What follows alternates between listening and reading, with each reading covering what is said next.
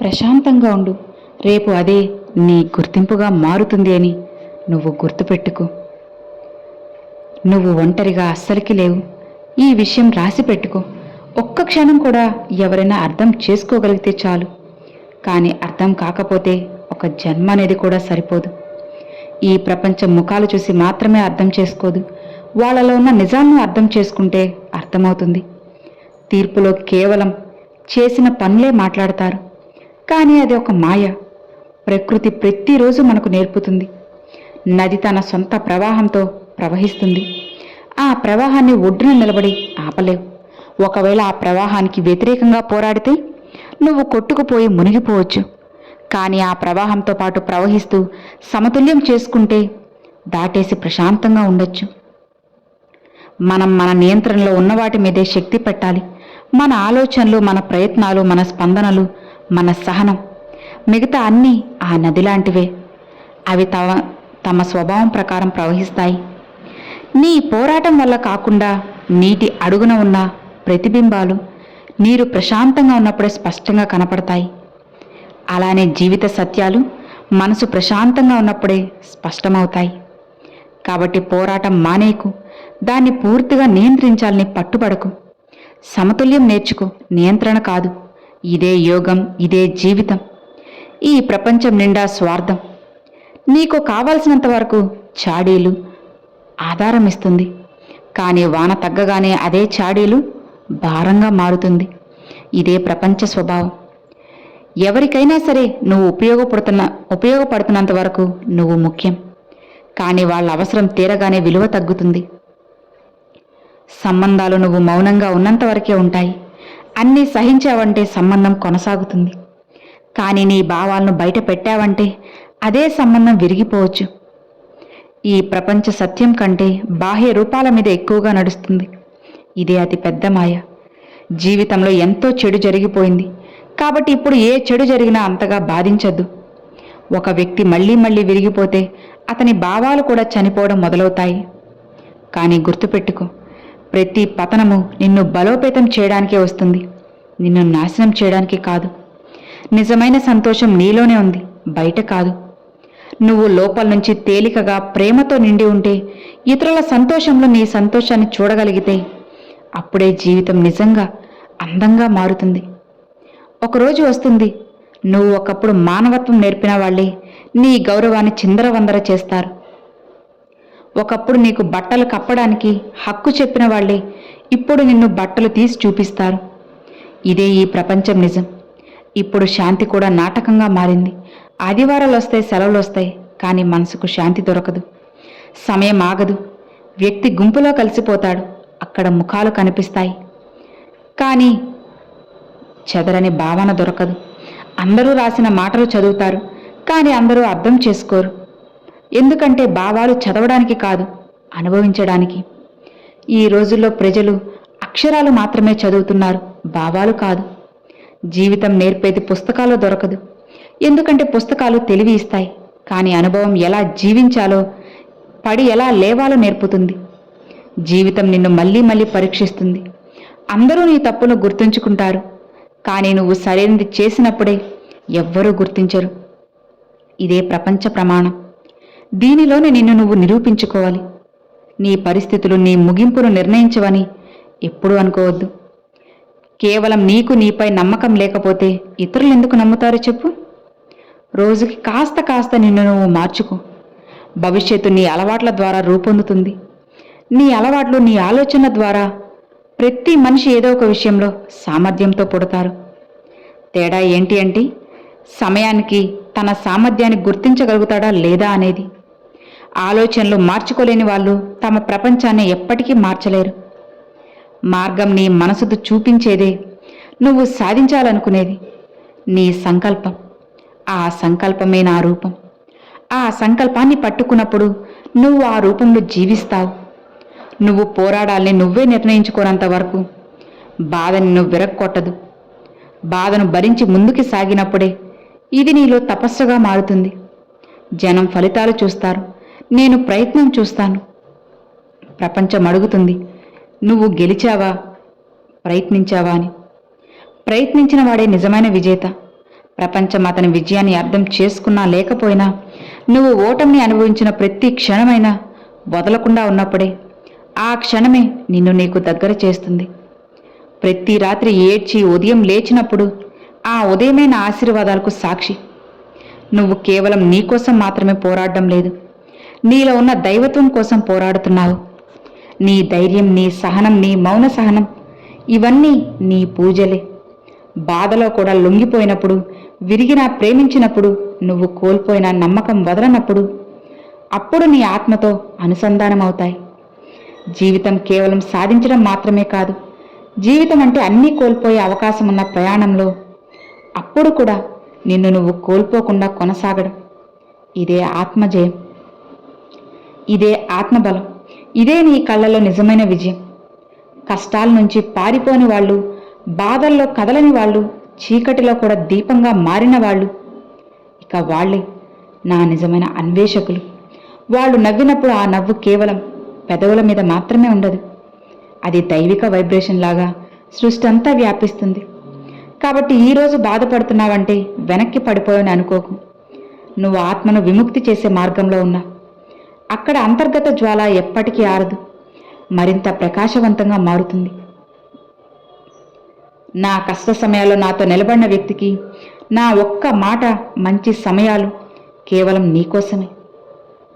ఎందుకంటే నిజమైన సంబంధం కష్ట సమయాల్లో కూడా వదలనిదే. కొన్నిసార్లు మనసు అన్నీ వదిలేయమని అంటుంది, కానీ గుండె అంటుంది కొంచెం సహనంగా ఉండు, బహుశా రేపు మంచి జరుగుతుంది అని. నిజం ఏంటి అంటే సహనం చేసిన వాళ్లే చివరికి ఉత్తమమైనది పొందుతారు. సమయం ఎప్పుడూ మారుతుంది. ఈరోజు బాధపడేవాళ్ళు రేపు విజయం అనుభవిస్తారు. పరిస్థితుల చేతుల్లో బొమ్మగా మారకు, ఎందుకంటే నీ భవిష్యత్తును నువ్వే రాసుకునే శక్తి నీకుంది. మన ప్రయాణం పేదవాడిగా ఉన్నా మంచిగా ఉండాలి. నిన్ను గౌరవించేవాడే నిజమైన సహచరుడు. పేదరికం సహించవచ్చు, కానీ చెడ్డ వ్యక్తితో జీవితం గడపడం చాలా కష్టం. మన వ్యక్తిత్వం సముద్రం లాంటిది. ఉపరితలంపై ప్రశాంతంగా ఉంటుంది, లోపల ఉగ్రంగా ఉంటుంది. కొంతమంది బయట ప్రశాంతంగా కనపడతారు, లోపల దృఢ నిశ్చయం, బలం ఉంటాయి. లోపల బలంగా ఉన్నవాడిని ఈ ప్రపంచంలో ఎలాంటి శక్తి కదిలించలేదు. ప్రతి పాఠం పుస్తకాల నుంచి నేర్చుకోవాల్సిన అవసరం లేదు. జీవితం, సంబంధాలు కూడా కొన్ని పాఠాలు నేర్పుతాయి. ప్రతిసారి వెనక్కి పడ్డం ఒక కొత్త జ్ఞానం ఇస్తుంది. ప్రతి అనుభవం నీ అవగాహనను పెంచుతుంది. ప్రతి మనిషికి ఏదో ఒక ప్రతిభ ఉంటుంది, కానీ ఇతరుల్లా ఉండాలని ప్రయత్నించి దాన్ని నాశనం చేసుకుంటారు. నీ సొంత గుర్తింపును కాపాడుకో.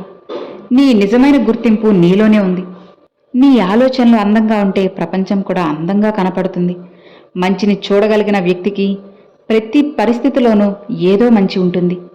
కష్టాలు అనుభవించిన వాడు ఎప్పుడూ కూడా ఇతరులకు హాని చేయడు. బాధ భరించిన వాడు ఇతరులకు ఆధారంగా మారుతాడు. కాబట్టి ఎప్పుడూ దయగా, సున్నితంగా ఉండు. ఇదే నిజమైన మానవత్వం. కష్ట సమయాల్లో ఆపద్ బాంధవుడైన ఎవరైనా సరే ఓదారిస్తే అతన్ని గౌరవించాలి. వ్యవసాయదారుడు విత్తనాలు వేసి వాతావరణం కోసం ఎదురు చూస్తాడు.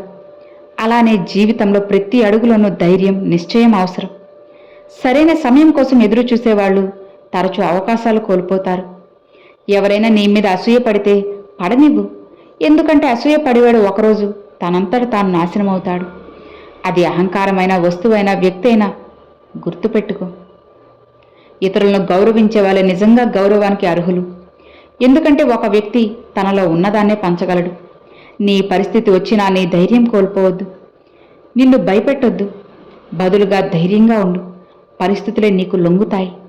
ఎవరైనా సులభంగా దొరికేవాడిగా ఉంటే క్రమంగా నీ విలువను తగ్గించేస్తారు. కాబట్టి నిన్ను చవకగా నువ్వు చేసుకోకు. నీ విలువ ఎవరికీ అర్థం కావద్దు.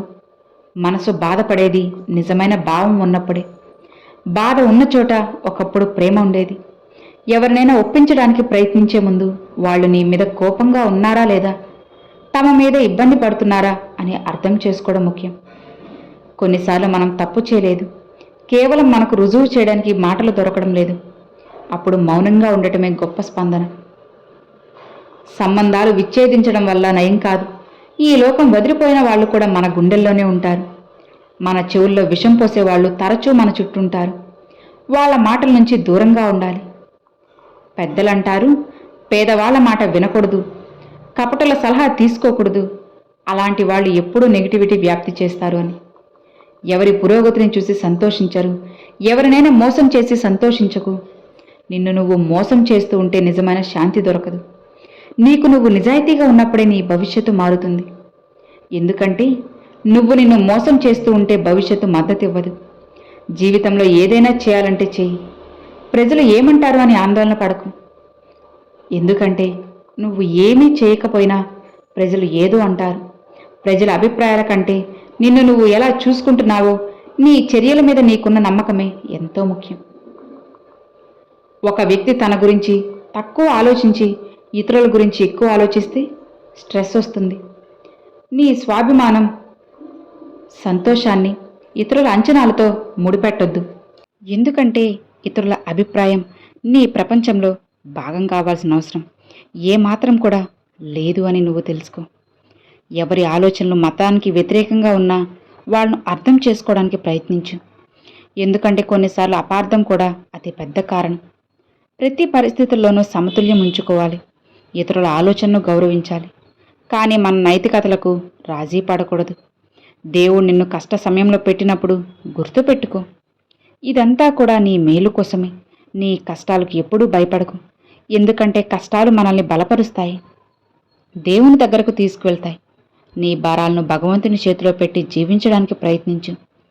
ఆయనే మార్గదర్శి, ఆయనే మన జీవితంలో ఒక శక్తి.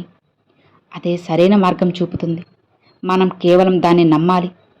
కానీ నిజమైన వెతుకులాట చీకట్లో కూడా మద్దతు ఇచ్చే వ్యక్తి కోసం చేయాలి. వెలుగులో కొన్ని వదిలేస్తాయి, కానీ చీకట్లో నీతో నిలబడేవాడే నీ నిజమైన స్వరూపం. ఎందుకు జనాలు తాము కావాల్సినది దొరకనప్పుడు మారిపోతారు? సమాధానం: సాధారణ స్వార్థపూరిత ప్రపంచంలో నిస్వార్థులు అరుదు. కానీ అందుకోసం నువ్వు కూడా మారద్దు. నువ్వు ఎవరో అలానే ఉండు. ఎందుకంటే నిజమైన వ్యక్తులు వారి గుర్తింపు ద్వారా కాదు, వారి చర్యల ద్వారా గుర్తించబడతారు. ఎవరూ మద్దతు ఇవ్వనప్పుడు ప్రకృతి ఎవరినో పంపి నీ చెయ్యి పట్టుకుంటుంది. ఇదే జీవితం. కేవలం నవ్వుతూ ముందుకు సాగు. లక్ష్యాన్ని నిర్ణయించు. సాధించేదాకా కృషి చేయి. ఎందుకంటే నిన్ను నువ్వే వదలకపోతే ఎవరూ నిన్ను ఓడించలేరు. తల్లికి చెమట పట్టి తండ్రి ఎండలో కాలినప్పుడే పిల్లలు పెరుగుతారు. ఈ త్యాగం విలువను ఆ త్యాగం చేసిన వాళ్లే అర్థం చేసుకుంటారు. కాబట్టి తల్లిదండ్రుల ప్రేమ, అంకిత భావాన్ని గౌరవించడం పిల్లల అతిపెద్ద కర్తవ్యం. అందం కళ్ళలో ఉంటుంది. కొందరు బురదలో పద్మాన్ని చూస్తారు, మరికొందరు చంద్రుడి మీద మచ్చను చూస్తారు. జీవిత అందం దృక్పథం మీద ఆధారపడి ఉంటుంది. దృక్పథం మంచిగా ఉంటే ప్రతి పరిస్థితిలో మంచి దొరుకుతుంది. దేవుడు ఇష్టపడే 2 గుణాలు: కోపం, సహనం. తన కోపాన్ని అదుపులో ఉంచుకొని సహనాన్ని అవలంబించేవాడు ప్రతి పరిస్థితిలో విజేత అవుతాడు. పెద్దల ఆశీర్వాదాలు, ప్రియుల మద్దతు, అలానే దేవుని సంతోషం, ఈ 3 దొరికితే జీవితంలో ఇంకేం సాధించాల్సిన అవసరం లేదు. మనసు నిరాశగా మారినప్పుడు, లోపల గొంతు ఆగినప్పుడు, బయట ప్రపంచం భారంగా అనిపించినప్పుడు అర్థం చేసుకో, ఇప్పుడు నీలోకి తిరిగి రావాల్సిన సమయం వచ్చింది. జీవిత హడావిడిలో నీకు ఇతరులకు ఎంతో సమయం ఇచ్చాం, ఎంతో అర్థం చేసుకున్నాం, అలానే ఎంతో ప్రేమించాం కూడా. కానీ ఎప్పుడు మనల్ని మనం కౌగిలించుకున్నాం. కేవలం చర్యలు, జ్ఞాపకాలు మనల్ని ముందుకు తీసుకెళ్తాయి. కాబట్టి ఒక చిన్న అవకాశం వచ్చినా తిరస్కరించొద్దు. అవకాశం అనే పదం చిన్నది కావచ్చు, కానీ దాని ప్రభావం నీ జీవితం మొత్తాన్ని మారుస్తుంది. జీవిత నియమాలు కబడ్డీ లాంటివి. విజయగీత దగ్గరకు వెళ్తున్నప్పుడు అందరూ లాగేస్తారు, కానీ లోపల దృఢంగా ఉన్నవాడే స్పష్టమైన సంకల్పం ఉన్నవాడు. ఎవరు లాగినా దిశ తప్పదు. సంతోషం కావాలంటే ముందు సుఖాన్ని వదిలే. సుఖంగా ఉన్నవాడు కేవలం కలలు కంటాడు. తపస్సు చేసేవాడే తన కళ్ళను సాకారం చేసుకుంటాడు. తండ్రి అంటే అన్ని ఓటములను ఒప్పుకొని నువ్వు ప్రశాంతంగా జీవించాలని కోరుకునే వ్యక్తి. తల్లి అంటే నీ బాధకు ప్రతిసారి పిలిచినప్పుడు ఆలస్యం చేయకుండా విన్న వ్యక్తి. నీ కోసం పగలు రాత్రి ఒక్కటి చేసిన వ్యక్తి. వారి పట్ల నీ భక్తి, నీ నిజమైన పూజ, బాధను భరించిన వాళ్ళు తర్వాత సంతోషంగా ఉండగలరు. ఎందుకంటే వారు అర్థం చేసుకుంటారు, బాధ ఆత్మను మెరుగుపరుస్తుంది. కానీ ఇతరులకు బాధని ఇచ్చేవాళ్ళు ఎప్పటికీ కూడా అంతర్గత శాంతి పొందరు. ఎందుకంటే లౌకిక న్యాయం ఆలస్యమైన, ఆత్మన్యాయం తక్షణం జరుగుతుంది. కొన్నిసార్లు జీవితంపై విసుగు చెందినప్పుడు, అన్నీ కోల్పోయినట్లు అనిపించినప్పుడు, ఎవరో గెలవడం అన్నీ కాదు అని అంటే ఆత్మకు ఊపిరొస్తుంది. ఆ మాట కేవలం ఓదార్పు కాదు, అది శాంతి. ఓటమి కూడా ఒక అనుభవమే, విజయంలానే విలువైనది అనే అంగీకారం. సహనంగా ఎదురు చూసేవాళ్ళు సమయానికి అన్నీ పొందుతారు. ఎందుకంటే సహనం అంటే కేవలం పట్టుకోవడం కాదు, నాది నాకు తప్పక దొరుకుతుంది అనే నమ్మకం. కొనసాగించు, అంకిత భావంతో ఉండు. విజయం సాధించిన వ్యక్తిని ముందుకి సాగడాన్ని ఎవ్వరూ ఆపలేరు. సో అర్థమైంది కదా, ధైర్యంగా సంతోషంగా ముందుకి నడువు. ఖచ్చితంగా విజయం నీ సొంతమవుతుంది. ఈ వీడియో మీకు నచ్చితే లైక్ చేయండి, మీ ఫ్రెండ్స్ అండ్ ఫ్యామిలీస్కి షేర్ చేయండి. ఫస్ట్గా మన ఛానల్ చూసే వాళ్ళు సబ్స్క్రైబ్ చేసి సపోర్ట్ చేయండి ఫ్రెండ్స్. Thanks for watching.